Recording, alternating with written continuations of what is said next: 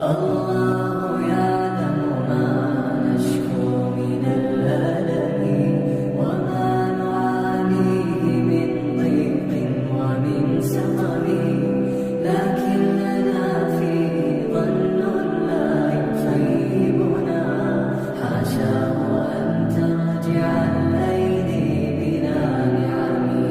كم جاد من فضله قبل السؤال، وكم أعطانا بمحض الجود والكرم. الله يعلم ما نشكو من الألم وما نعانيه من ضيق ومن سقم. كم جاد من